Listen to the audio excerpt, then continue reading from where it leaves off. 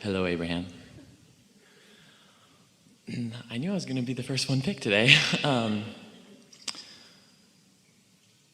Even now, I'm sensing a lot of shifting in my energy field. Good, it's always happening. Yeah. Sensing it's the good part. Yes, yes. In fact, that kind of goes along with the question I was even planning on asking today. In the last several months, listening to you, I've noticed so many things in my life shift and been given so much good clarity and perspective on why certain things have manifested, and in the last couple of weeks especially been just enjoying the ride, enjoying watching the things that I've desired come to fruition. That's the best.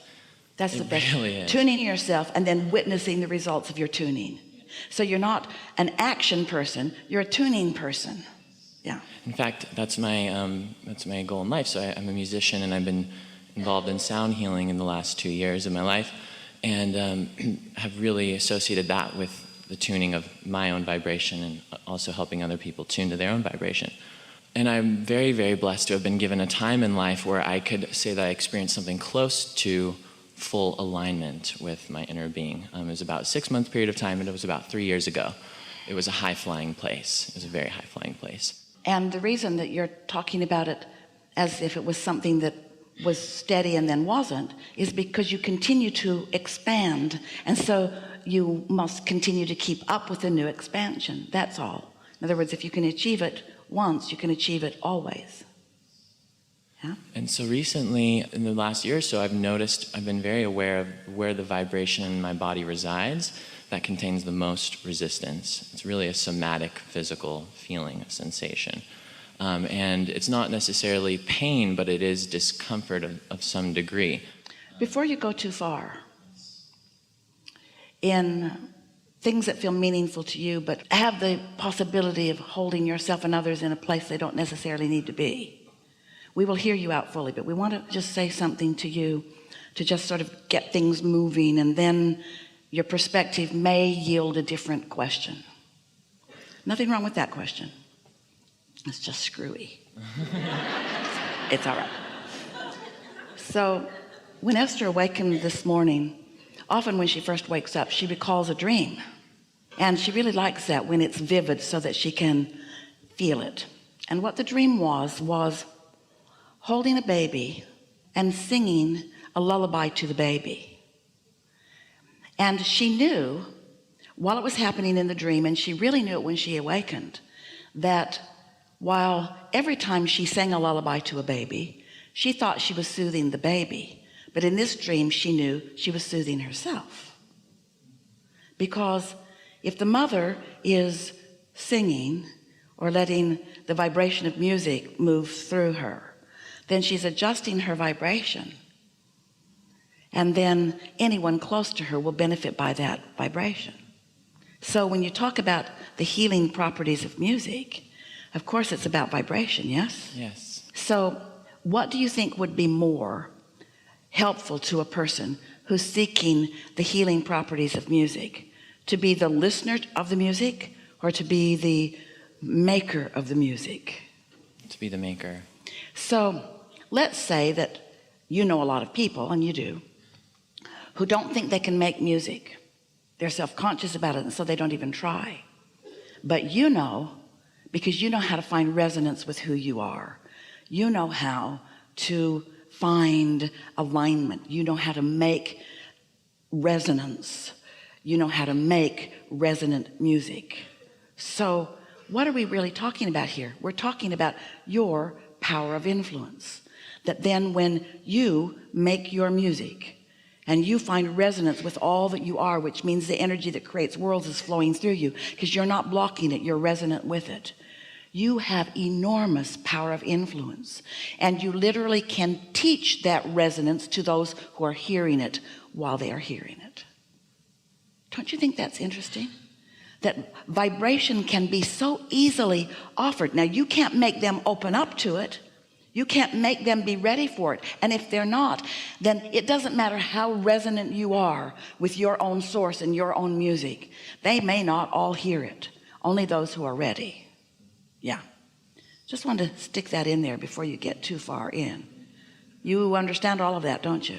I do. In fact, in the last couple of weeks of this new year, I went and, I've been visualizing, imagining, feeling myself into a bigger musically creative space. And so I went into Guitar Center and spent way too much money the other day, but it felt really good to now have the tools at my disposal. We want you to just look at this a little bit differently than you are, because certainly you are poised to make big impacts. We're not diminishing any of that.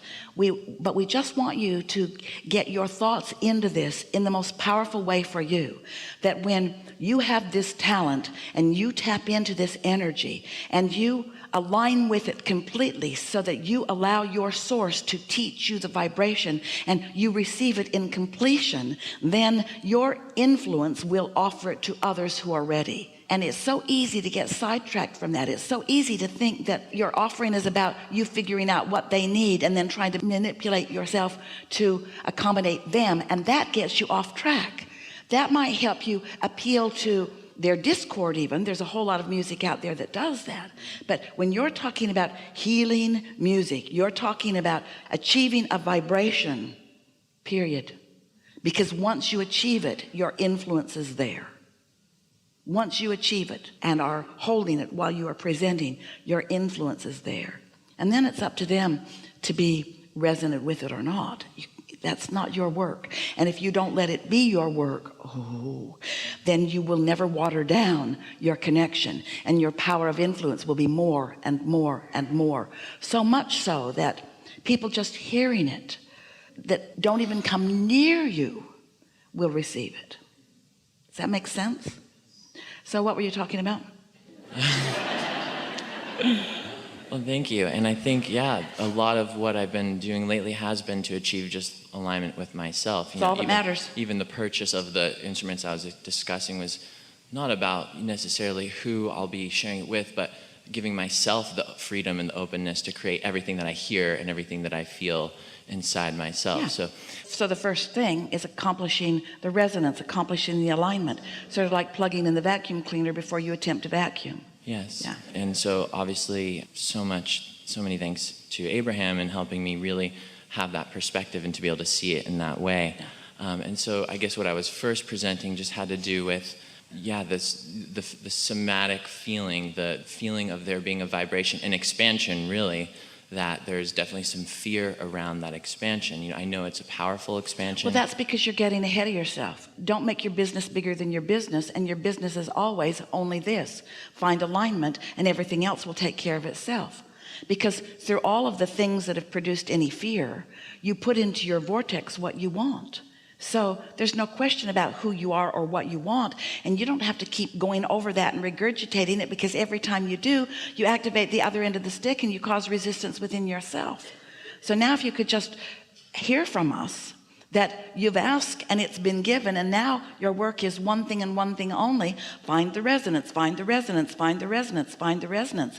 Get the feeling within yourself. That's all. It's like knowing that I want to be of value to a lot of people. And so that desire is already gestating in the vortex, and your inner being is all over it.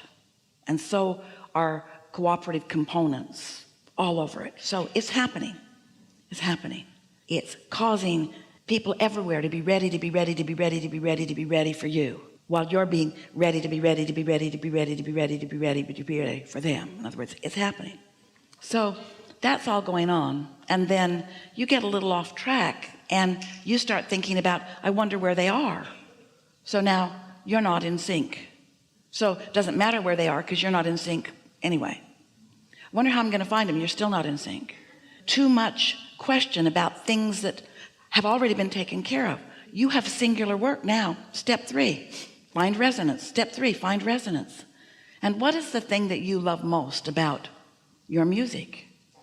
Isn't it personal? Yeah, it Isn't really it how is. it feels? Yeah. Yes. But can you feel how it goes wonky when it moves from how it feels to how can I share this? Mm-hmm.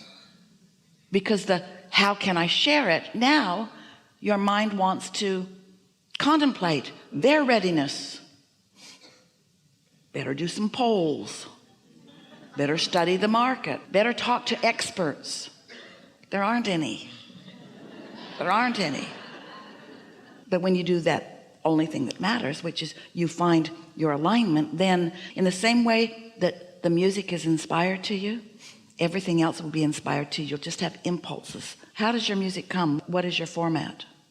Well, when I was a young child, Now I hear it. So I'll, like, for example, I picked up a flute, a Native American flute, about 9 months ago, and I just started playing it, and I can hear it in my mind, and then I can play it. So it's an unequivocal, not questionable in any way, impulse that just comes to you. Exactly. Everything is like that. In the way that you've allowed yourself to receive that, all other ideas and impulses will come in the same way. Your tool or instrument will just be something other than a flute. Might be a telephone, might be getting in your vehicle and going to some place some particular time. In other words, impulses just that defined will come to you, are coming to you.